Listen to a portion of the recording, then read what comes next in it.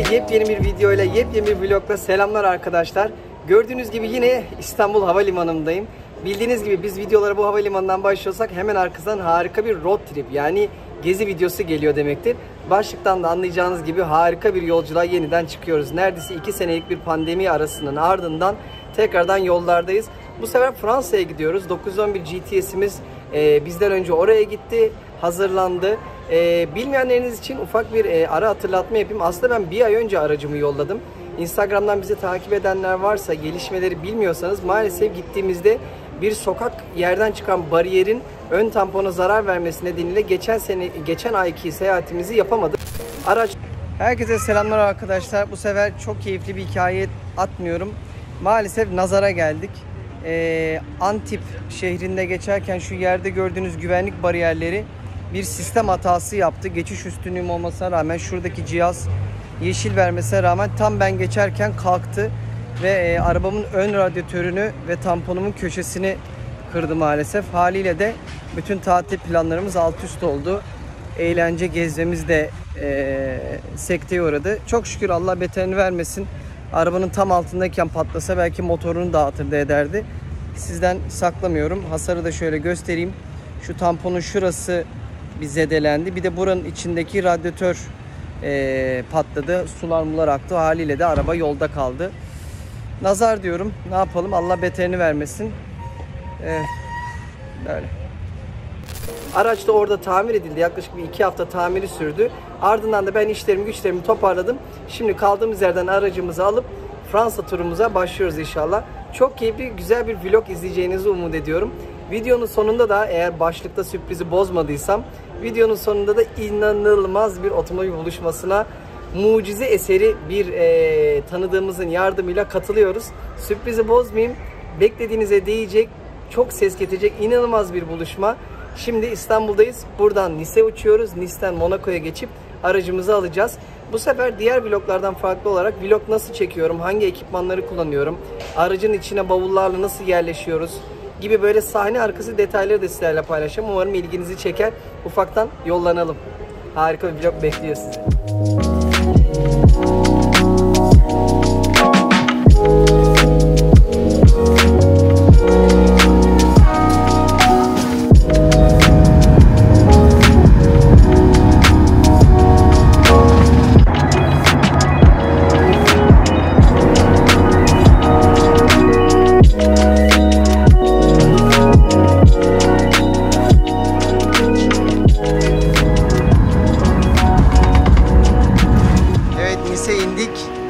Sevgili Enrico sağ olsun buraya kadar geldi.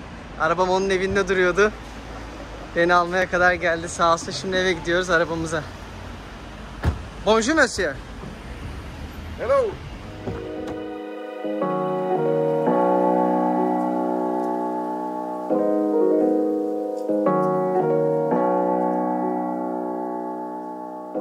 Yeniden selamlar. Ben direkt demin konuya girdim. Havalimanının orası biraz telaşeli geçti. Enrico'yu tanıtmadım size. Daha önceki videolardan belki biliyorsunuzdur ama Porsche Club Monaco'nun başkanı, sevgili bir arkadaşım. Burada arabamın sıkıntıları olduğunda da bana çok ilgi alaka gösterdi. Havalimanından da aldı. Şu anda da onun Monaco'daki evindeyiz. Daha önceki videoda Monaco'nun sırtındaki villasındaydık. Evet, kendisinin buralarda 2 evi var.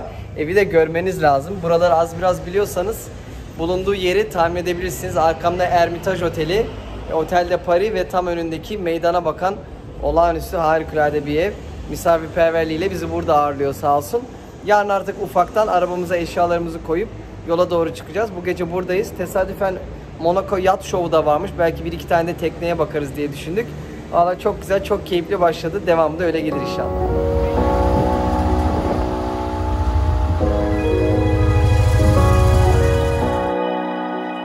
Harika bir yemek yedikten sonra Enrico dedi ki aşağıda benim komşularımın garajını görmek ister misin dedi. Evinin garajını gösterdi. Ya bunlar onlar araçlı değil. Arkadaşı ve komşusu, yani bu apartmanda oturan başkasının aracı. 959 F12 TDF 599'un üstü açık Aperta GTO motorlu olanı. Yanında bir GTO. Kenarda Aston Martin'in V8 Vantage. Bu çocukluğumda ben oyun kartlarında gördüm bu arabayı. İlk defa gördüm canlı olarak. Rengi falan tam bir Aston klasiği. Böyle domuz burunlu bir lakabı vardı. Aynen şu hava girişlerinden. Birbirinden güzel Bentley'ler, Rolls Royce'ler. Burada bir roof var. Biraz resto mod gibi. İçinde Recaro koltuklarıyla harika ve yine müthiş bir klasik Porsche'miz burada. Rengin güzelliği diyorum. Bu da roof'u anladığım kadarıyla. Çok güzel. This is for La Ferrari. So normally there is a La Ferrari here. Uf, burada da La Ferrari'nin şarj kitini gördüm. Daha önce yurt dışında görmüştüm. Burada da bir La Ferrari mi var dedim. Evet dedi. Wow. Simply amazing. Fransa gezimizdeki ikinci günümüzden, ilk sabahımızdan günaydın, selamlar arkadaşlar. Monaco'daki sevgili arkadaşım Enrico'nun evindeyiz. Az sonra La Turbie semtindeki villasına geçeceğiz. Aracımız orada, o aldı oraya götürdü daha önce de söylediğim gibi. Artık süper heyecanlıyım. Bir aydır aracımı görmüyorum. Bir an önce eşyaları vesaire koyup artık yolculuk başlasın istiyorum. Öyle güne başlarken size bir güncelleyeyim istedim.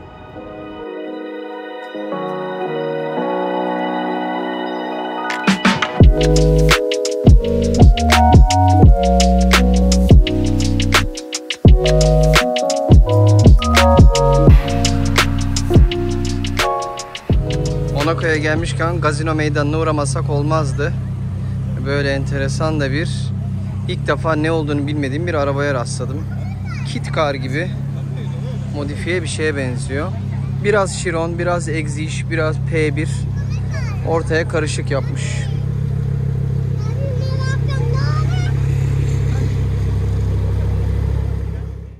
Evet arkadaşlar, sevgili arkadaşım Enrico'nun evine geldik. İnanılmaz koleksiyonunu göstereceğiz. Bizim tamir olmuş, sıkıntıları hallolmuş pırıl pırıl GTS'imizi de şimdi az sonra sizinle göstereceğim. Bir yandan da Enrico yanımda. Hello. Hello. Çok sevdiğim harika bir insan. Arabamın burada bütün işleriyle ilgilendi. Evinde beni ağırladı. Priceless friend. I love you my friend. Okay, let's take a look at my car. Hadi arabamıza bakalım. Evet, garajına girer girmez harika bir GT2 RS bizi bekliyor.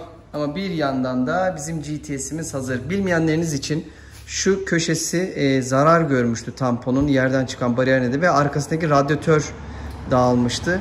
Ama bütün her şeyi tamir edildi. Pırıl pırıl hale geldi gördüğünüz gibi. Ön tampon yeni geldi, lip yeni geldi, radyatör derken kusursuz yaptılar. Hiçbir sıkıntı yaşamadık.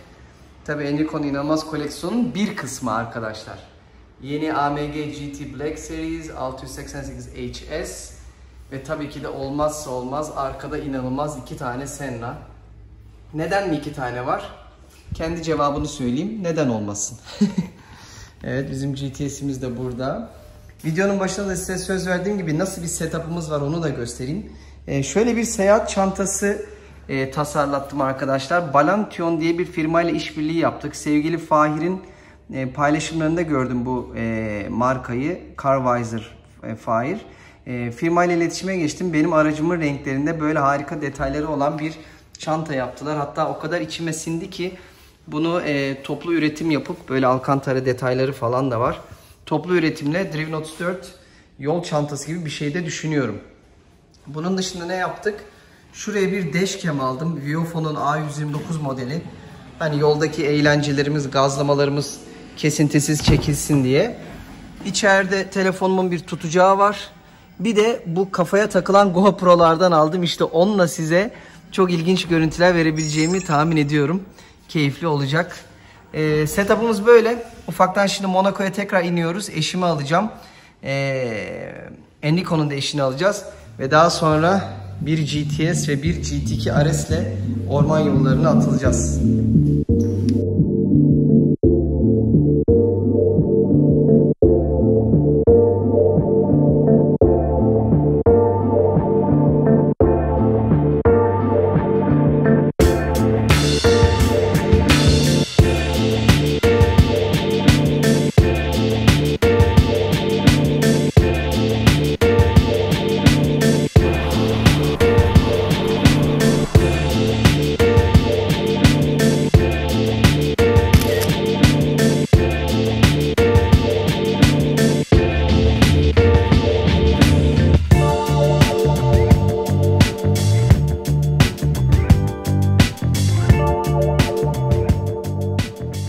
güzel bir yerde fotoğraf çekmek için mola verelim dedik.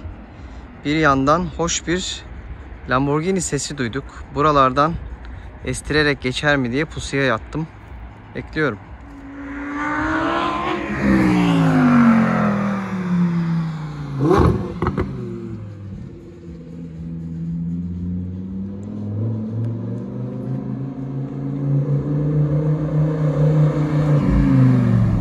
Evet arkadaşlar, yoldan selamlar. Eşimle ben, şu an kamerayı tutan eşim. Eşimle birlikte yola çıktık. Bugünkü programımız nedir? Monaco'dan Aix-en-Provence, yani buranın romantik sahil kasabalarının olduğu yere doğru gidiyoruz. Ama sıradan otoban yolları tercih etmemiz yerine güzel, bol virajlı Route Napoleon'un bir kısmını kullanarak biraz yolu uzatarak gitmeye karar verdik. Evet, yoldan enteresan araçlara da rastlıyoruz. Mesela bir Wiesmann geçiyor yanımızdan. En son Almanya'da fuarda görmüştüm. Değişik bir araba.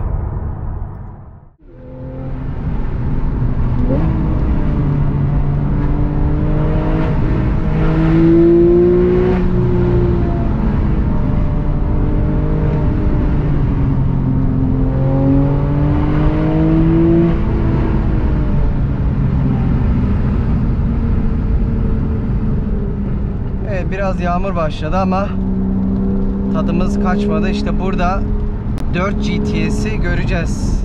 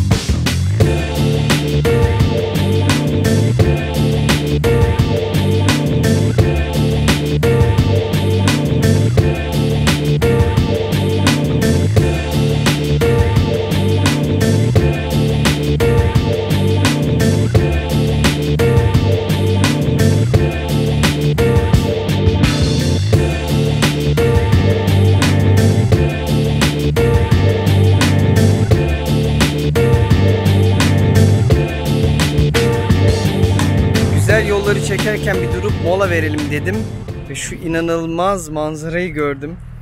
Arkamdaki dağları görebiliyor musunuz? Çok enteresan bir yapısı var. Çok hoşuma gitti. Ben de önünde bir resim çekeyim dedim. Harika. İşte bu yüzden şehirler arası her zaman araçla gittiğinizde böyle aralarda keşfedilmeyen yerleri kendiniz buluyorsunuz. Bu da bence road trip olayının felsefesi bundan ibaret. Dışarı çıkıp keşfetmek. Evet, bahsettiğimiz keyifli yolda gördüğünüz inanılmaz görüntülerle harika dağ yollarını arşınladık diyeyim. Şimdi az önce de bahsettiğim Castellane kasabasına geldik. Tam görmek istediğim Fransa'nın ara kasabalarını geziyoruz. Hep büyük şehirlerini gördüm. Bu aralarındaki küçük tatlı kasabalarını, köylerini çok merak ediyordum. Burası da tam o tanıma uyan keyifli bir yer. Biraz görüntüler de vereceğim size. Bir yandan da arabayla ilgili birkaç detay vereyim. Arabayla ilgili de genel olarak kusursuz, her şey sıkıntısız. Bilhassa bu radyatörü değiştiği için soğutması sistemi üzerinde çok gözüm durdu, yani acaba bir kaçak var mı, bir şey var mı? Her şey kusursuz yapılmış çok şükür. Nazar değmesin. Bir şeyden bilhassa bastırarak bahsetmem lazım. Bu arabaya yaptığım en iyi değişiklik bu Michelin PS4S'ler oldu arkadaşlar. Geldiğim yolda da durumunu görmeniz lazımdı. Yolu resmen zamk gibi tuttu. Demin GoPro çekimlerinde de bahsettim ama inanılmaz memnunum. Yani arabanın resmen modeli yükseldi. Yani 4 çeker değil, ultra 4 çeker bir şey oldu. Zaten buranın asfaltı da bildiğiniz gibi çok sükseli bir, kaliteli bir asfalt. Çok memnun kaldım. Setup'ımız da güzel, çekimler de keyifli oluyor. Önde 2 tane bagajımız var. Arkada da şu videoda girişinde bahsettiğim özel arabanın bagajı oldu, yani valizi oldu. Keyifli. Burayı da şöyle kabaca göstermem gerekirse harika, böyle dağ yamacında, tepesinde de kilisesi olan çok güzel, sempatik, tam sevdiğimiz Fransa kasabası. Burada da güzel bir şeyler atıştıracağız. Ardından Provence'daki adresimize.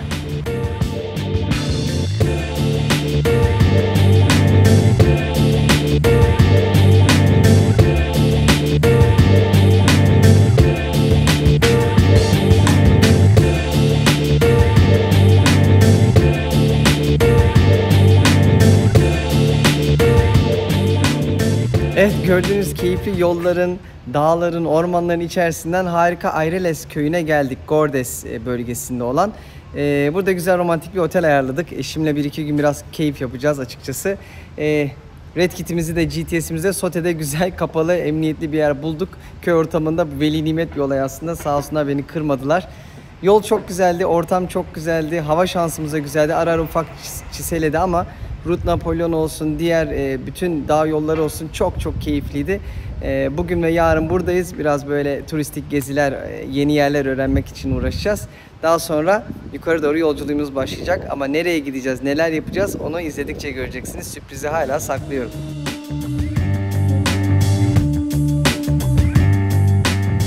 Arkadaşlar, araçlarımla bugüne kadar çok güzel fotoğraflar sizinle paylaştım ama galiba bugüne kadarki en inanılmaz kareyi ve lokasyonu buldum. Fotosunu da çektim ama hikayesini de şöyle size anlatayım istedim. Bakar mısınız şu güzelliğe?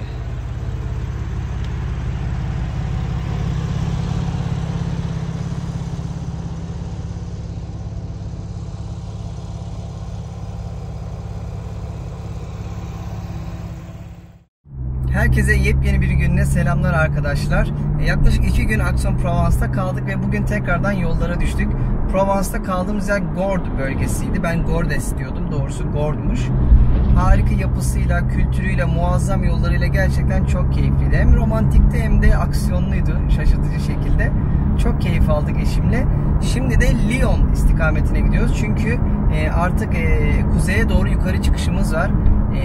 Asıl varışımız Paris. Oraya da yarın varacağız. Bir gün arada Lyon'u yol ortası olarak belirledik. Lyon'da bir gece kalacağız veya Lyon'un yakınında sempatik bir otel. Açıkçası biraz spontane gidiyoruz. Herhangi bir rezervasyonumuz da yok. Lyon'un içinden geçeceğiz. Şehrin keyfi, tadı hoşumuza giderse kalacağız.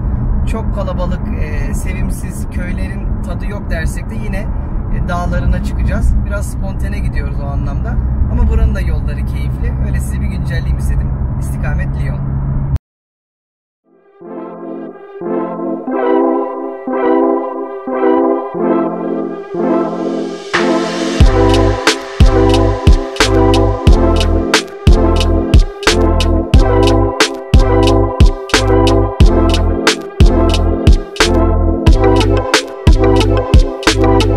Evet, yaklaşık 3 saatlik bir yolun ardından Provence'dan Lyon'a geldik.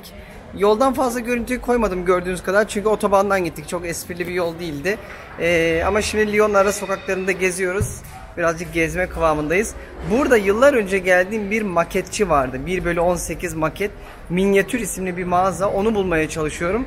Bulursam yoksa tekrardan maketlerimden 1-2 tane almayı düşünüyorum. Son geldiğimde çok güzellerini bulmuştum burada. Evet, sonunda buldum. Biraz yürüdük ama yürüdüğümüze değdi. Burası çok güzeldi. Bayağı ender modeller de içinde vardı. Biraz girip kurcalayalım. Belki bir şey çıkar.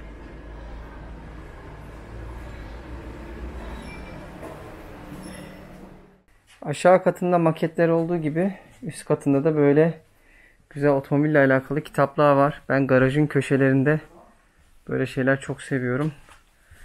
Burayı ayırmış, buraya girilmiyor ama anladığım kadarıyla en vintage şeyler de burada. Çok güzel bir mağaza. Lyon'a yolunuz düşerse bu Minyatür isimli hobby shop'a uğramanızı öneririm meraklıysanız.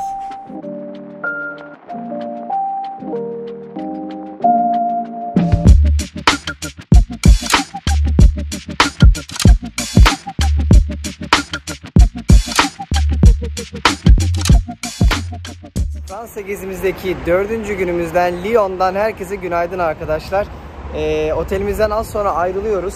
Bugün Paris'e gidiyoruz. Paris'e yollanıyoruz. Bayağı erken saatte bu yollara çıkıyoruz. Arkama bakarsanız hala daha gün doğumu var. Birazdan şuradan bir yerden de Red Kit'imiz gelecek herhalde. Onu bekleyeceğiz. Lyon çok keyifliydi. Daha önce de geldiğim, çok sevdiğim bir şehirdi. Çok da güzel, yeni bir oteli açılmış. Orada kaldık. Keyifliydi. Ufaktan yollanıyoruz.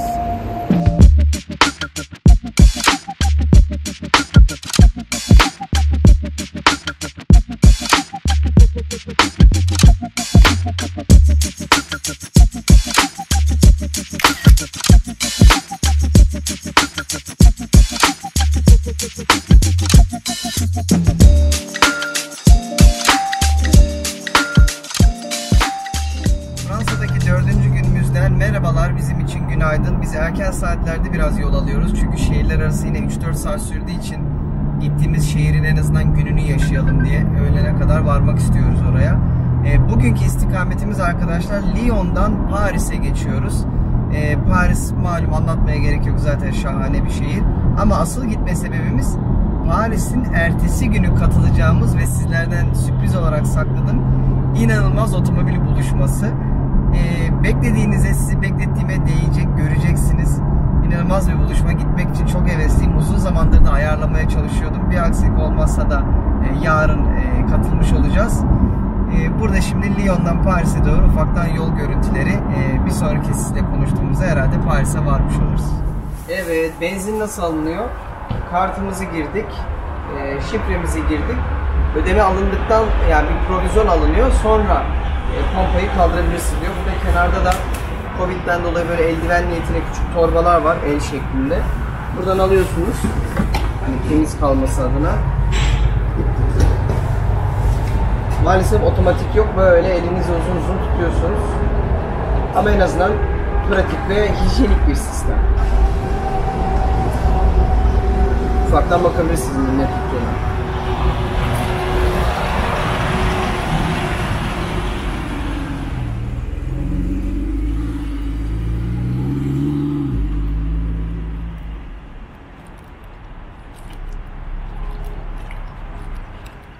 Benzinin ardından ufak bir kahvaltı molası verdik. Çünkü otelden gördüğünüz gibi erkenden çıkmıştık. Merak edenler için bir benzin durumunu göstereyim istedim. Gözüküyor mu bilmiyorum. Yaklaşık 400 kilometre yaptık Lyon'dan ayrıldığımızdan beri. 140 kilometreye de 139'a da sabitledim sürati. Otobanda dikkat ediyoruz malum. Ve yaklaşık şaşırtıcı derecede 10 litre yakıyor. Yani 140 ile gitmemize rağmen, yüksek bir sürat olmasına rağmen enteresan, ekonomik, güzel bir değer. Tabi ara ara ufak ufak yine yüksek süratlere çıktık ama geneli hep böyle gitti. Keyifli.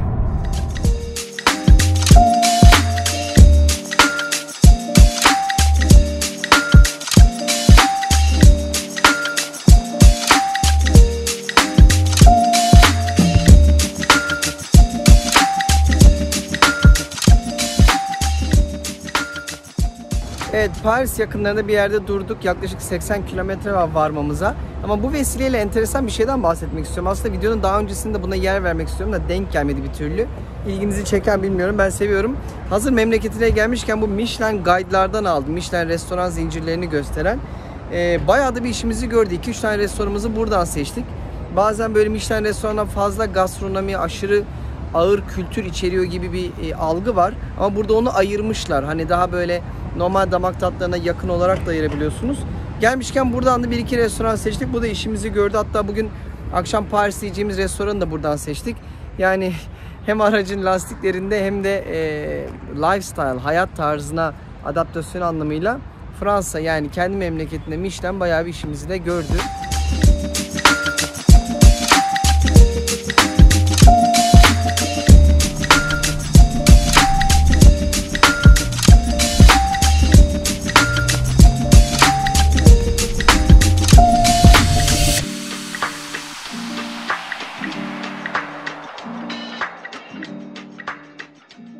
Herkese selamlar. Paris'e 4,5 saatlik bir yolculuğun ardından vardık arkadaşlar. Hem de nasıl bir yerine vardık, ne kadar da şanslıyız. Eyfel'in önünde bir resim çekeyim dedim. Eyfel'in önündeki bütün yolları kapamışlar tadilat nedeniyle. Yalvar yakar birinden 5 dakikalık özel izin aldım ve arkamdaki şu manzarada aracımızın harika bir resmini çektik. Düzelteyim.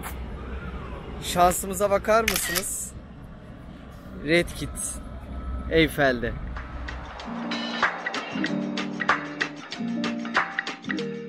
Herkese Paris'ten günaydın arkadaşlar. Bugün beklediğiniz, videonun başından beri sabrettiğiniz büyük gün, büyük buluşmanın günü. Az daha sabredin. Şimdi buluşmanın olduğu yere gidiyoruz. Şu an Paris'teki otelimizden ayrılmak üzereyiz. Bir gece burada kaldık. Ekiple buluşuyoruz. Buluştuktan sonra yine yeni bir yere gideceğiz.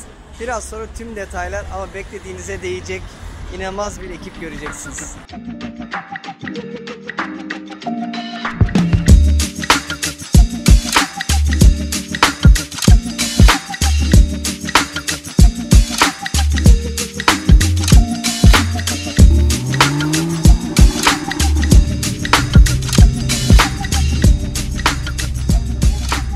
Evet arkadaşlar, etkinlik yerine geldik. Videonun başından beri sabırsızlıkla bekliyorsunuz nedir bu sürpriz diye.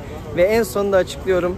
İnanılmaz temaslar ve şans eseri tanıdığım iyi dostlarım sayesinde girmesi ve katılması çok zor olan ve senede bir kere yapılan dünyanın en elit turlarından biri olan Koenigsegg Ghost Squadron Tur'a katılmaya davet edildik arkadaşlar. Yaklaşık 20'ye yakın Koenigsegg'le 2 gün geçireceğiz. Benim aracım biraz takip aracı gibi arkalarından takipte olacak, ama arkadaşlarımın araçlarına binebilmeyi, gezmeyi düşünüyorum. Harika etkinlikler, programlar da ayarladılar. Yarın piste çıkıyoruz hatta araçlarla. Ya benim için inanılmaz büyük bir olaydı. O yüzden son ana kadar sizin için sakladım. Yani Koenigsegg'in her modelini, her tipini göreceğiniz inanılmaz, çok eksklusif bir buluşma olacak. Buradan da ufaktan görüntülerini veririm. Daha çok da görüntü vereceğim. Sürprizi umarım beklediğinize değmiştir. Koenigsegg Ghost Squadron Tour başlıyor.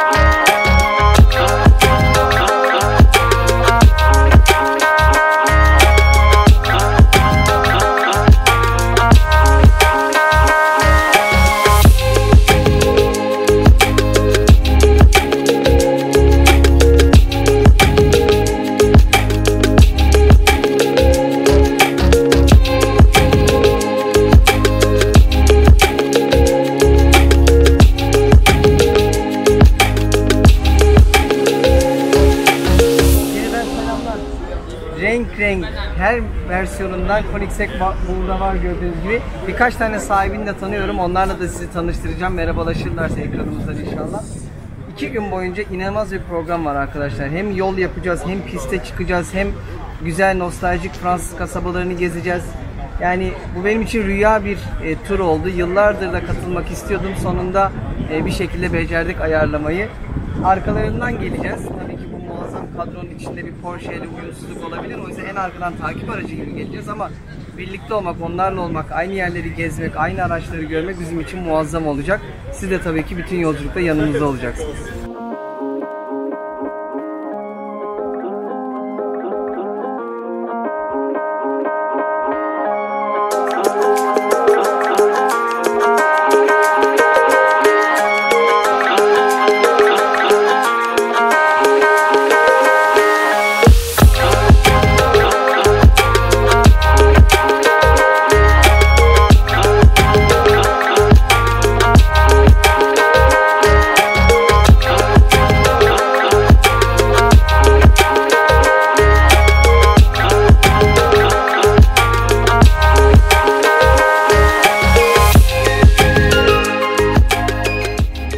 Bu nazik beyefendi bizi etkinliğe davet etti. Koenigsegg'in karşılama ekibinden. Garajımıza götürmemiz için böyle güzel bize anılar verdiler. 28 numaramda, ama ben 34'ün de sahibi yoksa 34'ü alabilir miyim dedim. Driven 34. Onu sağ olsun ayarladı. Harika hediyelerimiz de var. Bir de bütün seyahat boyunca yolu bulamazsak, edemezsek diye bize de iPad veriyorlar. Buradan her şeyi takip edebiliyoruz. Süper. Yeah, so first of all, thank you all. And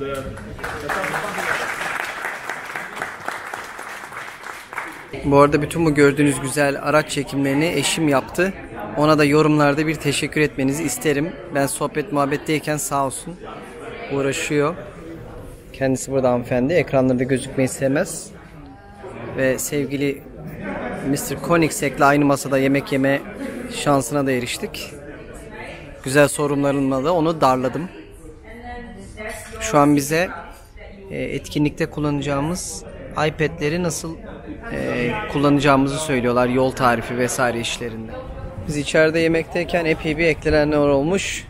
Red Kit'imiz bu kadroya yakışır bir şekilde duruyor diyeceğim ama biraz daha araya kaynamış gibi duruyor açıkçası. Birbirinden muazzam Koenigsegg'ler, bir Veyron gelmiş bizden sonra. Tabii kapıdakiler de ayrı bir şov. Hepsi birbirinden özel. Çok güzel. Arkadakileri de göstermiştim. Yeniden göstereyim. Muazzam. Az sonra yola çıkıyoruz. Yol görüntüleriyle devam edeceğiz.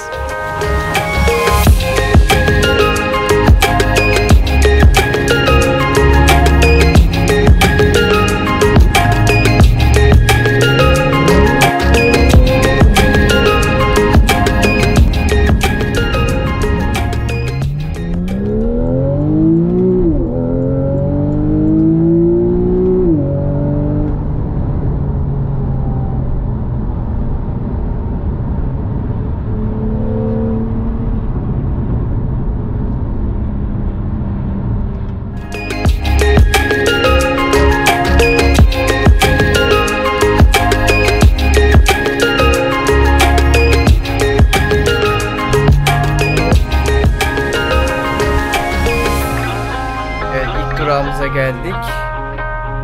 Bu kitapçığa şimdi bir sticker koyacaklar. Rotamızdaki ilk durağa geldiğimiz için.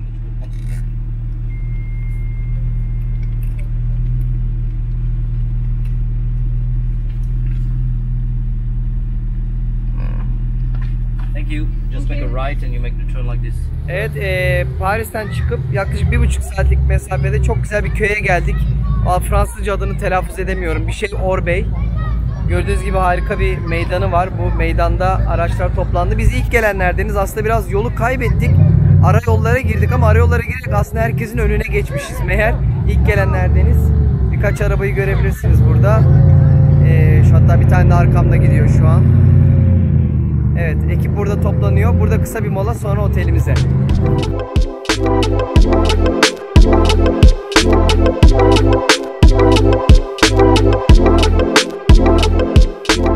Tam dışarı çıkın ve sürün. Yağmur çamur dert değildir diyoruz ama bu abiler kötü yakalandı.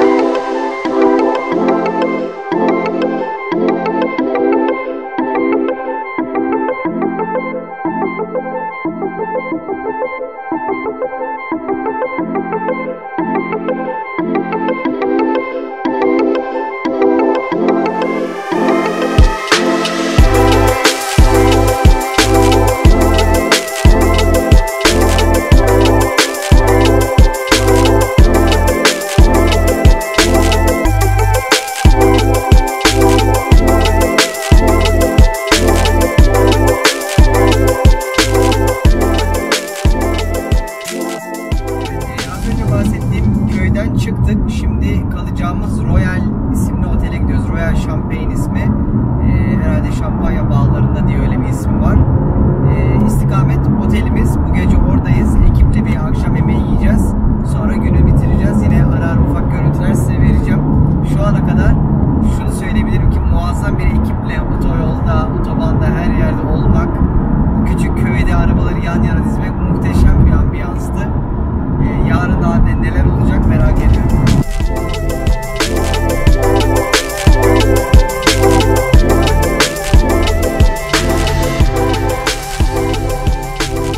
Evet, köyden nefis bir yol yaparak otelimize geldik. Asıl Koenigsegg'ler otelin önündeki alana park etti. Biz ekip dışı olarak bir yandaki otopark aldık ama bir McLaren P1 ile Veyron'un arasında kalmaya da pek ikinci sınıf muamele diyemeyeceğim yani. Keyfimiz yerinde, ufaktan otelimize geçiyoruz.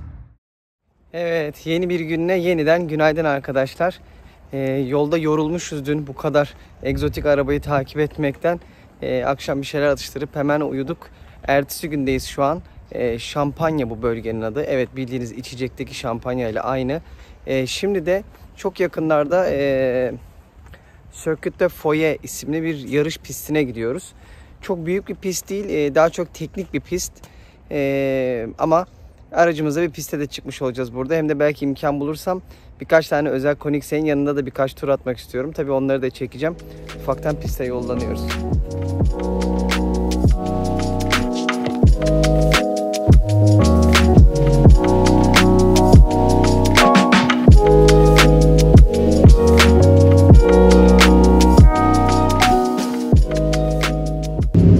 Evet, piste yaklaşık yarım saat 40 dakikalık bir sürüşün ardından vardık arkadaşlar. Gördüğünüz gibi bizim arabayı yine grup dışı araçların arasına park ettik. İnanılmaz Koenigsegg ekibi de hemen arkamda sıra sıra dizilmişler. Pistte de dönüyorlar, seslerini duymanız lazım. Birazdan ben de çıkacağım. Daha sonra da belki bir iki arabanın yanına oturmayı deneyeceğim. Sizlerle paylaşacağım tabii hepsini. Sizlere harika bir sürprizim var. Sevgili Christian Van Koenigsegg yanımda ve bizlere merhaba demek istiyor. Hey, Christian here. Merhaba. He's a big fan. Maybe one day we'll invite him to Istanbul. But thanks for having us here. It's been a big privilege. You have a huge following from Turkey too. Great to hear. My pleasure. Good to see you.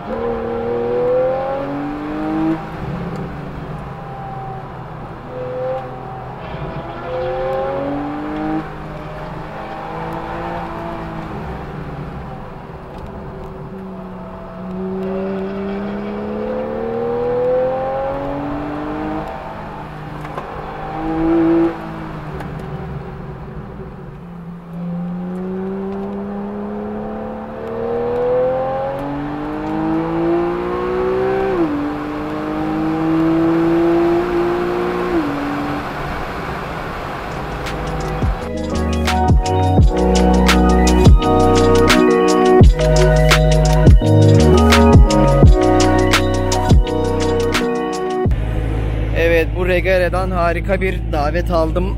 Gelmek istersen diye, tabii ki de reddedemeyeceğim. Evet arkadaşlar, bir Regera ile şu an piste çıkmak üzereyim. Bu beyefendi sağ olsun çok büyük bir kibarlık ederek bir jest yaparak birkaç tur atmak ister misin yanımda dedi. Nasıl reddedebilirim ki? Üstü de açık, tam keyif.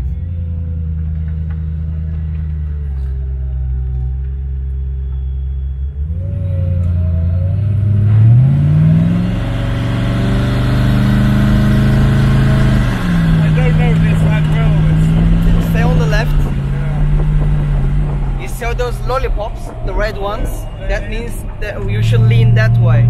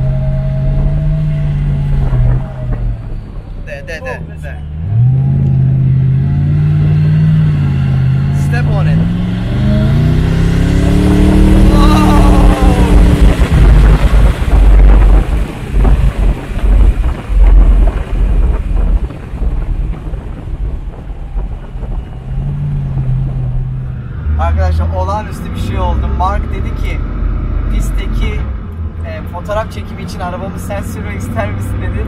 Ve şu an bir Agera sürüyorum. Fransa'da pistte. Ne diyeceğimi bilemiyorum yani. Olağanüstü bir şey.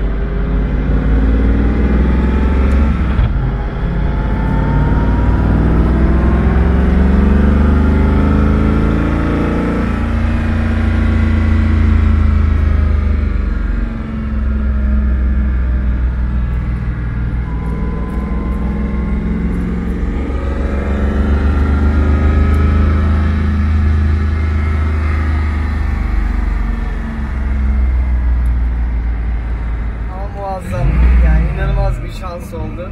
Sırf şunun için, sırf yavaş tur için gelmeye değerdi bu kadar yol. Diyecek bir şey bulamıyorum.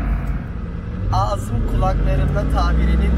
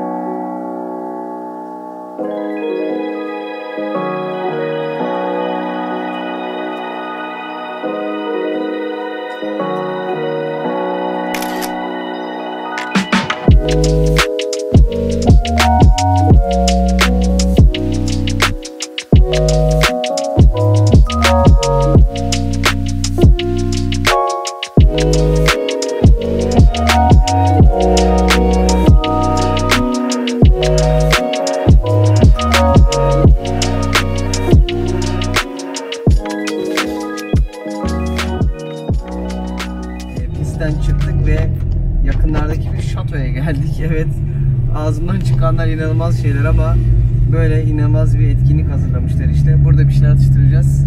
Sonra günün geri kalanı birazcık keyifle geçecek. Umarım size yansıtabilmişimdir ama hakikaten olağanüstü geçiyor her anlamda. Yani sadece güzel olanaklardan bahsetmiyorum. İnsanlar, diyaloglar, ahbaplıklar. Dün akşam tanıştığım birinin bugün bana Agera'sını emanet etmesi ayrı bir boyut, ayrı bir kıymet benim için. O anlamda çok şanslıyız.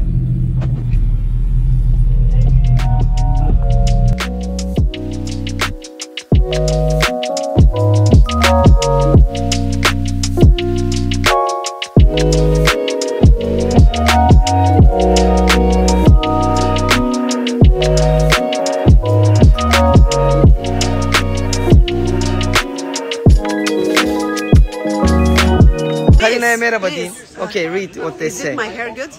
Yeah, you're Good. My pimple there. They cannot see it, huh? they Can we can make see it from Photoshop? space. They can see that from space. Can you make it Photoshop with this, please? Too late. No, please, Too late. please. Is it? But please, stay away. They don't want to see your face, only me. Okay, you Hi, talk to them. any questions? Say merhaba. Say merhaba. No, just No, merhaba. Merhaba.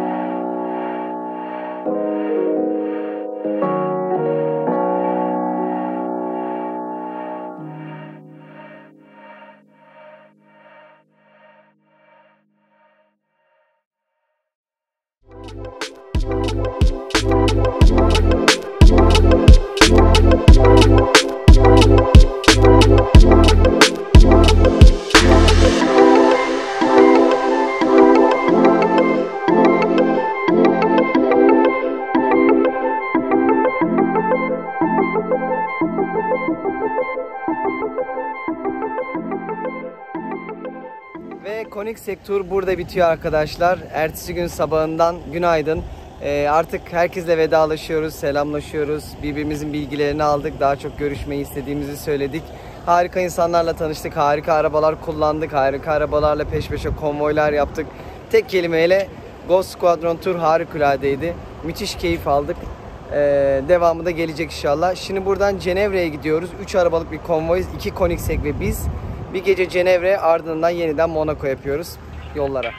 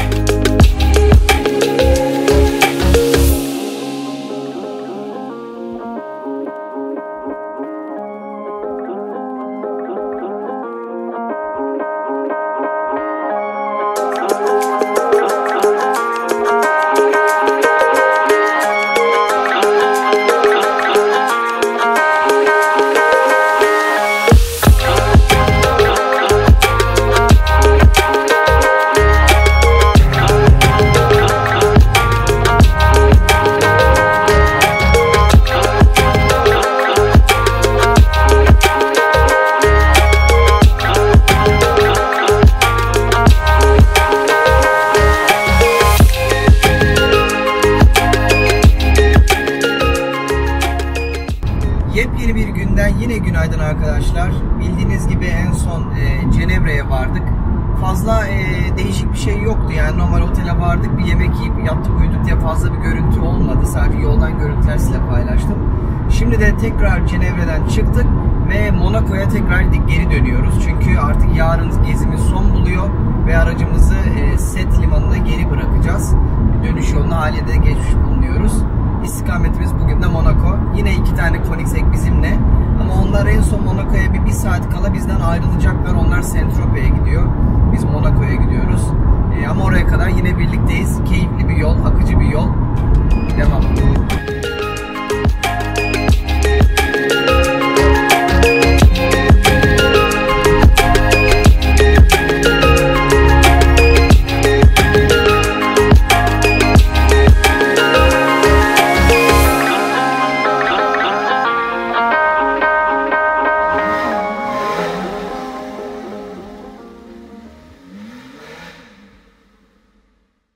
Evet arkadaşlar, gezimizin dönüş gününe maalesef vakit geldi çattı.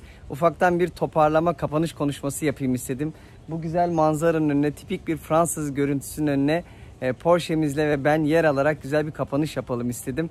Özetlemek gerekirse yaklaşık 7-8 günlük harikulade bir seyahat gerçekleştirdik. Harika bir Fransa seyahati yaptık. Her ne kadar talihsiz başlasak da, videonun başında gördüğünüz gibi daha önce tamponumuzu ve radyatörümüzü kırsak da her şerde bir hayır olduğunu da gördük. O seferki seyahatime gelseydim 3-5 gün yakınlardaki yerlere günübirlik gidecektim. Ama burada bu şekilde bir ay sonra gelince Koenigsegg buluşmasına denk gelebildim. Arkadaşlarımla daha güzel vakit geçirebildim. Yeni insanlarla tanıştım. Yeni maceralara çıktık. Fransa'nın yepyeni yerlerini road trip gibi büyük bir gezi yaparak görmüş olduk. O anlamda da daha güzel şeylere vesile oldu. Ben elimden gelince size her şeyi aktarmaya çalıştım. Gördüğünüz gibi harika anılar, harika arkadaşlıklar, harika ortamlar biriktirdik. Bizim için çok çok keyifli, unutulmaz anılar listemize eklenen harikulade bir geziydi. Umarım size de güzel şekilde aktarabilmişimdir. Bir yandan da gezinin gizli kahramanlarından bahsetmek istiyorum. Ve tabii ki ilk kahramanımız bahsetmesek olmaz Porsche 911 Carrera 4 GTS aracımız. Gerek konforuyla, gerek performansıyla, gerek dayanıklılığıyla, gerek her yola girip çıkabilmesiyle, yani çakıllı taş toprağa da girdik, otobanda saatlerce de gittik. Konforuyla, işte Bluetooth'undan rahat koltuğuna, ısıtmasına, her şeyiyle dört dörtlük bu iş için biçilmiş kaftan bir araçtı. Porsche bu konuyu inanılmaz yapıyor arkadaşlar. Her ne kadar hardcore bir BMW'ci olsam da her derde deva tek bir spor araç düşünüyorsanız İsviçre çakısı gibi bir araba. O anlamda bizi hiç üzmedi, hiçbir sıkıntı çıkarmadı. Yepyeni arabada ne sıkıntı olacak diyeceksiniz ama öyle demeyin. Bazı Koenigsegg'ler bile problem yaşadı gezide. O anlamda çok memnunum. Yine arabanın üzerindeki bir gizli kahraman, daha önce de bahsettiğim gibi Michelin lastiklerinden çok memnunum. Onları yeni takmıştım. Ben bir lastiğin bu kadar etkili olabileceğini düşünemiyordum. Her ne kadar Michelin sevsem de şaşırdım. 4S'ler inanılmaz iyi yol tuttu. Gördüğünüz gibi pistte de çıktım, dağ yollarında da kullandım, otobanda da. O anlamda çok memnunum. Michelin'in bir diğer olayı bu tour guide, daha önce bahsettiğim rehber olayı işimizi gördü. Bir de Via Michelin isimli bir app kullandık. Yolları bulmakta Google Maps'e ek yardımcı olması için. O yüzden Michelin'de bir gizli kahramandı diyebilirim turumuzda. Bunun dışında Koenigsegg ekibi inanılmaz misafirperverlikleriyle ve cana yakınlıklarıyla müthiş kahramanlardan biriydi. Sevgili Toretto, Monaco Nickli Enrico arkadaşım evinde ağırlamasıyla, arabalarıyla gezdirmesiyle yine beni ayrıca bir mahcup etti. Yani özetlemek gerekirse harika dostluklar, harika anıları bir araya toparladığımız çok güzel 7-8 günlük bir macera oldu. Sizleri de burada yanımda götürebildiğime çok keyifliyim. Umarım siz de izlerken keyif almışsınızdır. Sürçülisan ettiysek affola. Niyetimiz her zaman çok iyi, biliyorsunuz. Biz artık üzerimize düşeni yaptık. Aracımızla buralara kadar geldik. Dışarı çıkıp ve sürdük.